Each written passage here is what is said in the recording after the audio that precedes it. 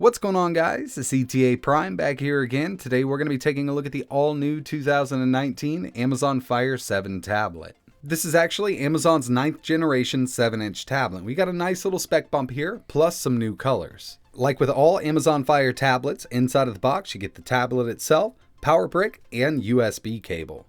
I opted to pick up the green version. This is known as Sage, but they offer 3 other colors. We have our basic black, plum, sage, which I have here, and twilight blue.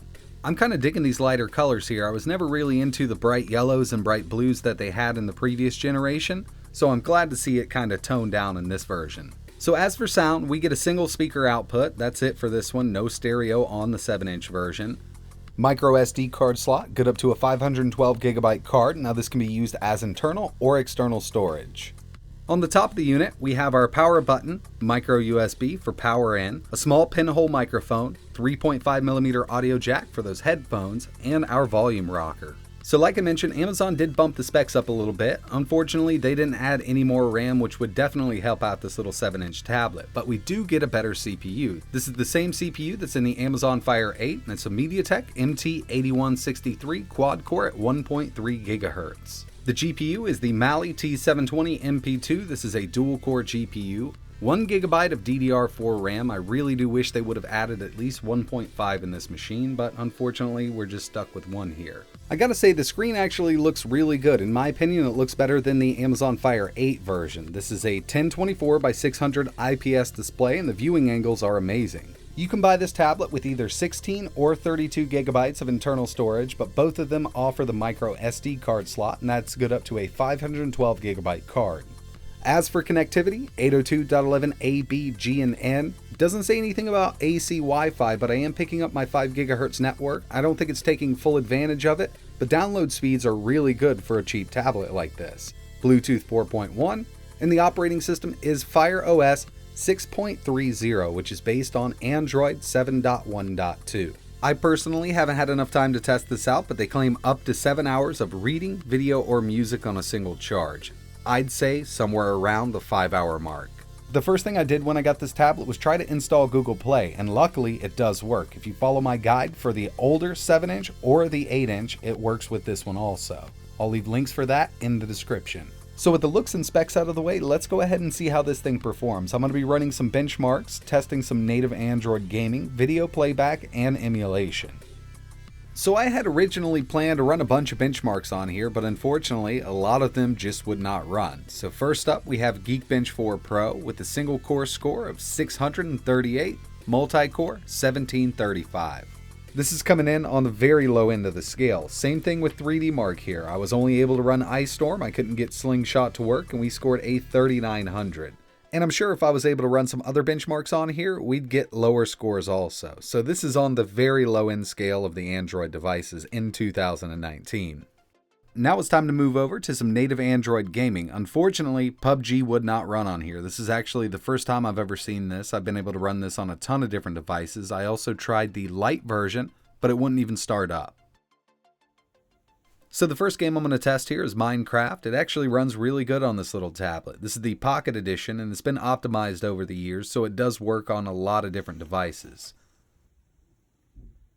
I set up some dynamite here just to give it a little test.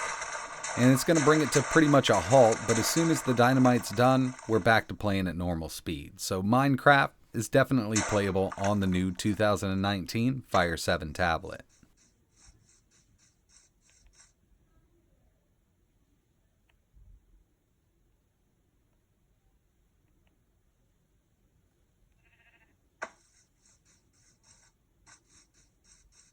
What happened to you? I'm not a big mobile gamer, but I did find this on trending. This is Fury Survival Z, some type of zombie game, and it seems to perform well here. Bobby, I'm so sorry. And finally, Grand Theft Auto San Andreas. I am using an Xbox One controller here, connected over Bluetooth. It pairs right up with the tablet, and this game works great.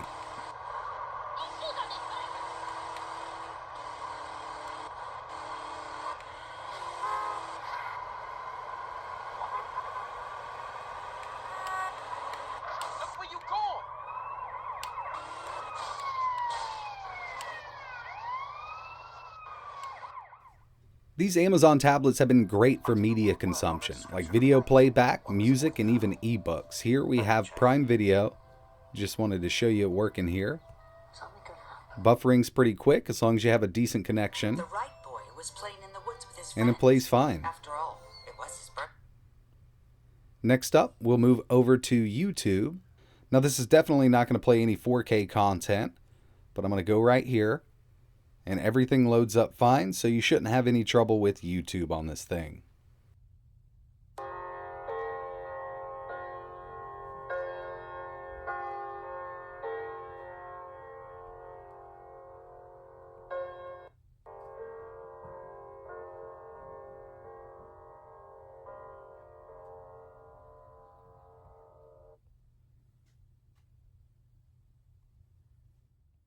And finally, we'll test out Netflix. Now, if you want to install Kodi on here, use a custom build, or play files from the SD card, that's also going to work fine, but I wanted to show you the streaming working.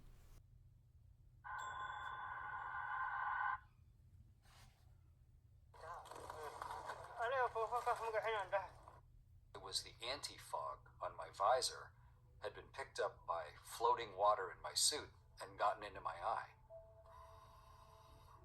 With confidence, I could reach up and close the valve and stop venting my precious oxygen. Time for my favorite part, emulation. Unfortunately, N64 is going to be really hit or miss on a tablet like this. This is GoldenEye 007, and it's just not going to cut it for this game. But there are N64 games that are going to run fine, like Mario Kart, Rampage, or Super Mario 64, as you see here. We're getting a constant 30 FPS, and by the way, I'm using MuPin 64 plus FZ for these games.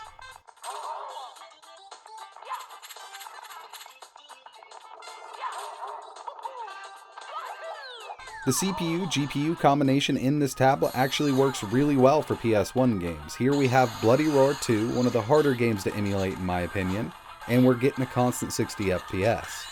I'm still using that Bluetooth Xbox controller, and I'm using RetroArch with PC SX Rearmed.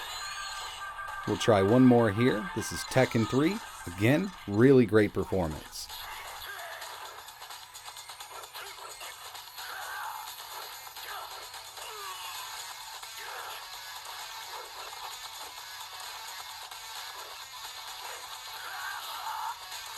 Pretty much all of the lower end consoles are going to run fine on here, from Atari 2600 up to PS1, including some N64 games. Here's SNES, and I'm still using RetroArch with SNES 9X. Runs at full speed.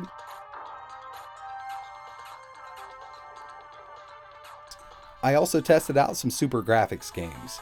So if you want to emulate NES, Game Boy, Game Boy Color, Game Boy Advance, Neo Geo, some MAME stuff, FBA, this tablet is perfect for it.